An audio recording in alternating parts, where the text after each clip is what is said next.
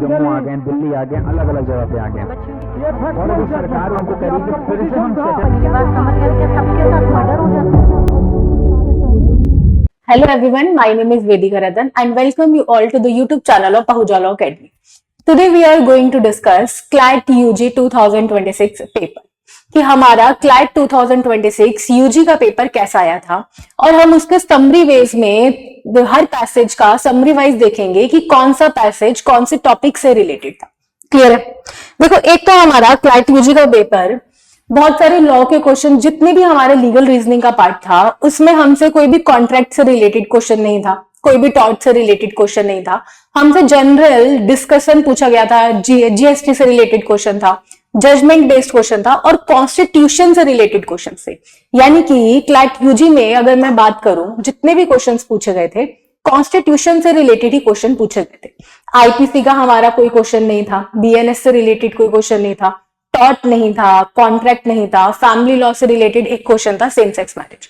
तो हमारा first question क्या था? फर्स्ट क्वेश्चन हमारा जीएसटी से रिलेटेड पूछा गया था। जीएसटी का हमारा न्यू बिल पास हुआ था, जीएसटी से रिलेटेड कुछ चेंजेस आए थे सितंबर में, उससे रिलेटेड हमारे क्वेश्चन, हमारा एक पैसेज था। और जो पैसेज में जितनी भी बातें हमारी लिखी गई थी, क्वेश्चंस जो हमारे पूछे गए थे, उसके बाद डायरेक्ट आंसर पैसेज में नहीं था, सिर्फ हमें पैसेज में हिंट दिया गया था कि ये पैसेज इस टॉपिक से रिलेटेड है और बाकी जो 5 question followed by that passage, उसमें हमारा हिंट ही था और पूरा एग्जैक्ट आंसर पैसेज में गिवन नहीं था। तो हमें टॉपिक का अगर हमें नॉलेज नहीं है तो वो स्टूडेंट ये पेपर अटेम्प्ट नहीं कर सकते थे। अगर कोई भी स्टूडेंट इस माइंडसेट से गया है कि हाँ हम पैसेज रीड आउट करेंगे और हमें आंसर्स मिल जाएंगे, तो इस तरीके का पेपर इस बार नहीं था। जो जीएसटी के जितने भी क्वेश्चंस पूछे गए थे, जीएसटी में 2025 सितंबर में जितने भी चेंजेस आए उससे रिलेटेड ये क्वेश्चन पूछा गया था। अब फॉर एग्जांपल एक ये हमारा क्वेश्चन था कि जीएसटी का जो न्यू स्ट्रक्चर सितंबर 2025 में आया है वो कौन सा है? न्यू स्ट्रक्चर पूछा गया था। ये आपको 4 ऑप्शंस दिए गए थे, लेकिन इन चारों में से एक भी ऑप्शन आपके पैसेज में नहीं था। तो जिन भी स्टूडेंट्स ने जीएसटी से रिलेटेड चीजें नहीं पढ़ी होंगी, टॉपिक 8 डिस्कस नहीं किया होगा, वो ये आंसर नहीं कर पाएंगे। क्लियर है? तो फर्स्ट पैसेज हमारा प्रॉपरली जीएसटी बेस्ड था।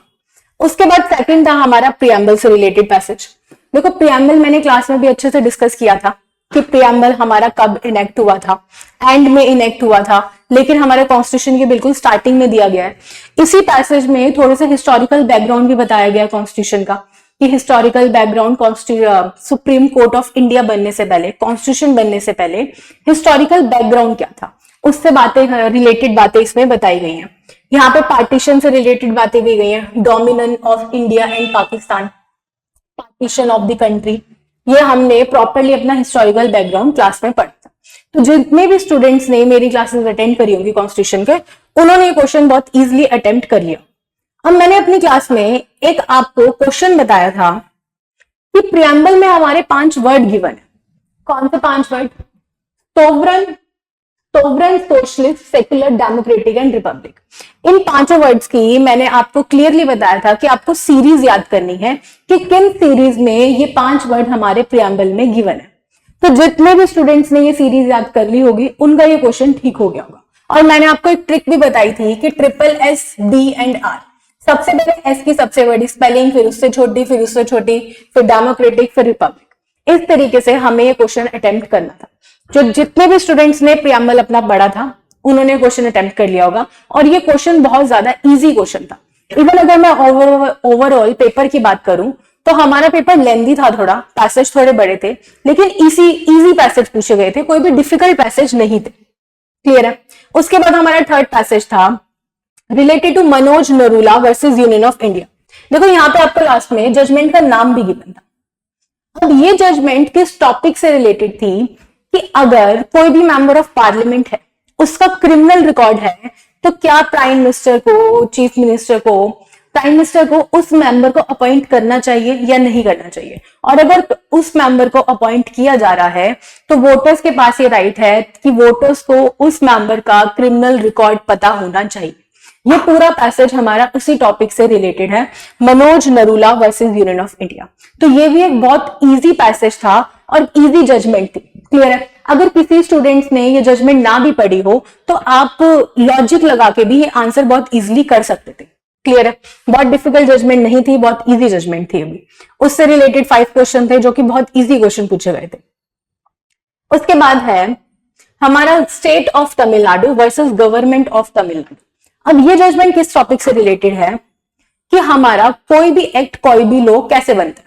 पहले एक बिल पास होता है, फिर वो बिल दोनों हाउसेस में पास होता है, डिस्कस किया जाता है। पहले एक हाउस में पास होता है, फिर दूसरे हाउस में पास होता है, फिर उसके बाद प्रेसिडेंट या गवर्नर की असेंट की नीड होती है। उसके बाद एक बिल क्या बनता है, एक बिल लॉ बनता है। तो इसी से रिलेटेड हमारे 2 आर्टिकल है कॉन्स्टिट्यूशन में, आर्टिकल 200 एंड आर्टिकल 201। उसमें हमें कोई भी टाइमलाइन नहीं बताई गई कि कितने टाइम पीरियड में एक बिल अगर किसी गवर्नर के पास असेंट के लिए जाता है या किसी प्रेसिडेंट के पास जाता है तो कितने टाइम पीरियड में उस गवर्नर को उस बिल को असेंट करके देना है और वो लॉ बन जाना चाहिए। तो इस केस में क्या हुआ था, इस केस में सेम यही बात हुई थी। स्टेट ऑफ तमिलनाडु ने गवर्नर ऑफ तमिलनाडु के ऊपर केस फाइल करा कि हमने 11 बिल पास करे हैं और वो 11 बिल बहुत टाइम से state of governor of Tamil Nadu के पास पेंडिंग है और उन्होंने उस बिल को असेंट नहीं दी है। तो उसमें टाइमलाइन बताई गई थी कि जब एक बिल गवर्नर के पास जाएगा असेंट के लिए तो कितने टाइम में आपको उस बिल की असेंट देनी है। और इसमें यह भी डिस्कस किया गया था कि वही सेम टाइमलाइन क्या प्रेसिडेंट के ऊपर भी अप्लाई होंगी या नहीं होंगी। तो एज सच इस टॉपिक पे कोई क्लैरिफिकेशन नहीं थी। ये पूरा का पूरा जजमेंट हमारा इस टॉपिक से रिलेटेड था। क्लियर है? आर्टिकल 200 यहाँ पे लिखा है, 200 ऑफ द कॉन्स्टिट्यूशन। ये आर्टिकल 200 और 201 से रिलेटेड हमारा जजमेंट था। क्लियर है? उसके बाद है हमारा last passage which is related to same sex marriage, कि सेम सेक्स मैरिज इंडिया में लीगल है या नहीं है। इससे related judgment superior versus superior, Chakravarti versus another versus Union of India. ये प्रॉपर हमारा जजमेंट था।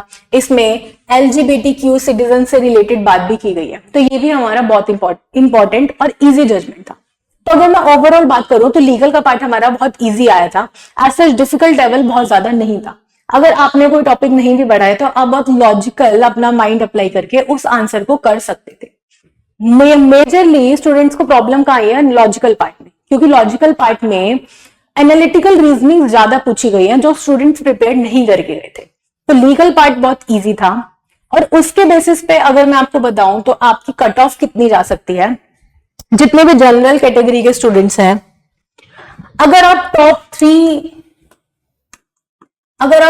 3 एनएलयूज की बात करो तो I think 92 to 98 cut off जानी चाहिए। 92 से 98 से ज्यादा कट ऑफ नहीं जाएगी। हो सकता है +2 -2 हो सकते हैं, लेकिन अब 92 आपका स्कोर आ रहा है, 98 तक स्कोर आ रहा है तो आपको टॉप 3 एनएलयूज में एडमिशन मिल सकता है। क्लियर है? और अगर मैं बिल्कुल लो रैंक एनएलयू की बात करूं तो आई थिंक जिनकी कट ऑफ 82 तक जा रही है या 80, उनका एडमिशन किसी भी एनएलयू में हो सकता है। देन अकॉर्डिंग टू मी 80 से लेकर 92 या 95 तक जिन भी स्टूडेंट्स के मार्क्स बन रहे हैं उनका एडमिशन हो सकता है, उनका किसी भी एनएलयू में आपका काउंसलिंग में नंबर आ जाएगा। क्लियर है? तो आज का सेशन हमारा यही था। आपका क्लैट का एग्जाम लीगल पार्ट बहुत ज्यादा इजी आया था, डिफिकल्ट नहीं था। आई होप आप सबको ये सेशन पसंद आया होगा। Thank you so much everyone. Subscribe for more content.